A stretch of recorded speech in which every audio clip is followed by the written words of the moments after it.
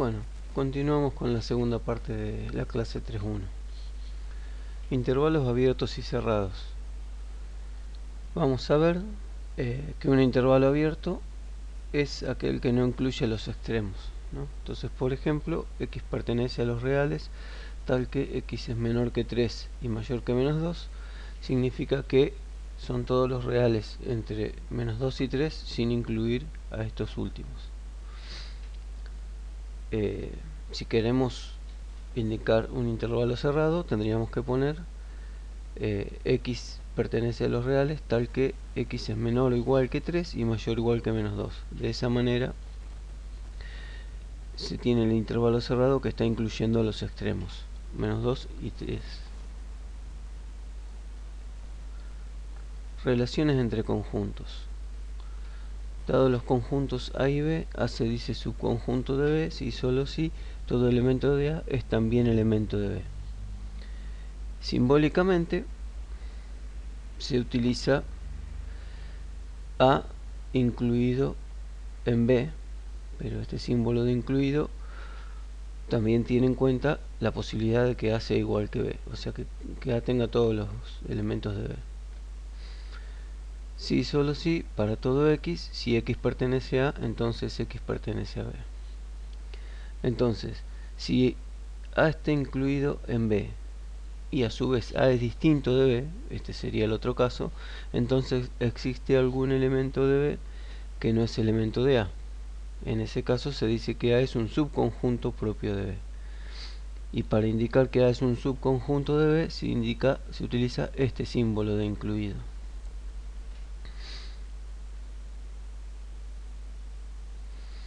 Cardinalidad. Bueno, la cardinalidad de un conjunto es el número de elementos del conjunto. La cardinalidad de un conjunto S se denota con este símbolo, tal cual se muestra acá. Conjunto de conjuntos. A partir de cada conjunto podemos generar muchos subconjuntos. El conjunto cuyos elementos son todos estos subconjuntos se conoce como el conjunto potencia, ¿no? Entonces podríamos decir, para un conjunto S vamos a usar este símbolo para el conjunto potencia de S. El conjunto potencia de S entonces significa todas las combinaciones posibles de los elementos del conjunto S, ¿no? Si S, por ejemplo, está formado por 1, 2 y 3, entonces el conjunto potencia va a estar formado por los elementos vacío 1, 2, 3, 1, 2, 1, 3, 2, 3, 1, 2, 3. Para un conjunto con n elementos, el conjunto potencia tiene 2 a la n elementos. Operaciones sobre conjuntos. Bueno, un par ordenado de elementos se escribe como x, y entre paréntesis. Entonces, dos pares ordenados, a, b y c, d, se dicen iguales si y solo si a es igual a c y b es igual a d. O sea, esta es la forma de determinar igualdad en pares ordenados. Si S, el conjunto S, está formado por los elementos 2 y 3, los pares ordenados del conjunto son 2, 2, 2, 3, 3, 2, 3, 3. Si para todo X, y perteneciente al conjunto S, existe la relación XY perteneciente a S, entonces S se dice cerrado bajo la operación dada por este símbolo. Entonces la operación binaria va a ser una operación binaria sobre un conjunto S si para cada par ordenado x, y de elementos de S existe la operación que relaciona x e y, es única y es un miembro de S. Esto tiene que quedar bien claro. Acá estamos definiendo que una operación binaria es cerrada bajo determinada operación, ¿no? Esta operación es una relación entre x e y. Entonces, para que sea cerrada, repito, tienen que existir tanto los elementos x e y en el conjunto S como los resultados de la operación entre x e y dentro del conjunto S también tienen que existir. Vamos a ver un ejemplo para aclarar estos comentarios. Por ejemplo, si la operación entre x e y es x dividido y, siempre hablando de enteros, entonces en este caso x sobre y deja de ser un entero, por ejemplo cuando x es 1 e y es 2, ¿no? Entonces 1 es entero, 2 es entero, pero 1 sobre 2 no es entero, no pertenece a los enteros, por lo tanto no es una operación cerrada bajo la operación división. Acá tenemos un ejemplo que sí cumple.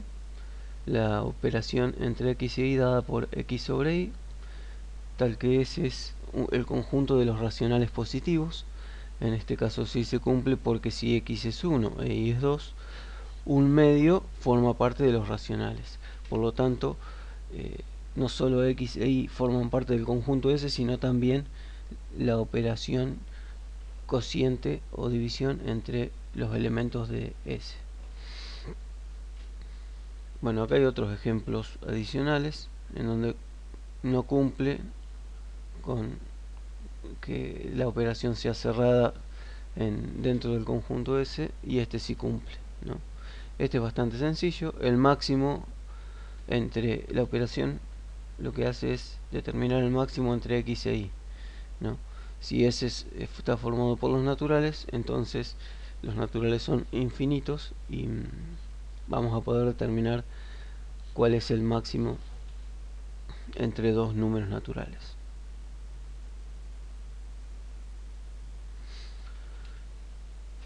Veamos las operaciones típicas sobre conjuntos, ¿no? Sean A y B pertenecientes al conjunto potencia de S, o sea, todas las combinaciones posibles de los elementos de S. Entonces la unión de los conjuntos A y B se denota mediante el símbolo unión. Es el conjunto que contiene todos los elementos que están en el conjunto A o en el conjunto B. Es decir, A unión B va a estar formado por los X, tal que X pertenecen a A o X pertenecen a B. O sea, contiene todos los elementos de ambos conjuntos. La intersección de los conjuntos A y B, denotada como A intersección B, este sería el símbolo, contiene todos los elementos que son comunes a ambos conjuntos. Es decir, A intersección B va a estar dado por los X, tal que X pertenecen a A y X pertenecen a B. O sea que van a ser los elementos que estén tanto en A como en B.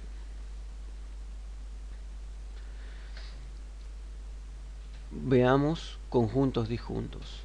Dados los conjuntos A y B, si A intersección B me da vacío, entonces A y B son conjuntos disjuntos. En otras palabras, no existen elementos en A que están también en B. Para un conjunto A perteneciente al conjunto potencia de S, el complemento de A, que se denota de esta forma o de esta otra, es el conjunto de todos los elementos que no están en A. Por lo tanto, complemento de A van a ser los X, tal que X pertenecen al conjunto S y X no pertenece a A. La diferencia, la operación diferencia entre A y B se indica A menos B y va a ser el conjunto de elementos en A que no están en B. O sea, acá hay que tener mucho cuidado porque esta no es no es igual que la diferencia en aritmética. Entonces, repetimos, A menos B es el conjunto de los elementos en A que no están en B. Esto es también conocido como el complemento de B relativo a A, o sea que se puede expresar de manera equivalente la diferencia entre A y B como A intersección complemento de B, que va a ser distinto de B menos A. Por eso hay que aclarar que esto no es lo mismo que hacer una resta en aritmética. Bueno, entonces simbólicamente el complemento, la diferencia de A menos B va a estar dada por los X, tal que X pertenecen a A y X no pertenece a B. Acá se ve gráficamente. Es muy bueno siempre tratar de graficar para interpretar mejor las definiciones. Este sería entonces la diferencia de A menos B. Producto cartesiano. El producto cartesiano de A y B, denotado simbólicamente A por B, se define como A por B dado por los pares x y, tal que x pertenece a A e y pertenece a B. O sea que el producto cartesiano nos va a dar pares ordenados en donde el primer elemento va a estar formado por A y el segundo elemento va a estar formado por un elemento de B. Acá tenemos un ejemplo. Si A está formado por A, B y C y B está formado por 1, 2 y 3, entonces A por B va a ser igual a A,1, A,2, A,3, B,1, B,2, B,3, C,1, C,2, C,3. Entonces lo que nos podemos preguntar es: A por B es igual a B por A. Bueno, es claro que el producto cartesiano de un conjunto consigo mismo se va a denotar A por A y también se va a poder expresar como A cuadrado. Queda para el estudiante determinar esto, ¿no? Una ayudita es que, como son pares ordenados, entonces no debería ser lo mismo esto que esto, para que lo analicen o lo calculen y verifiquen.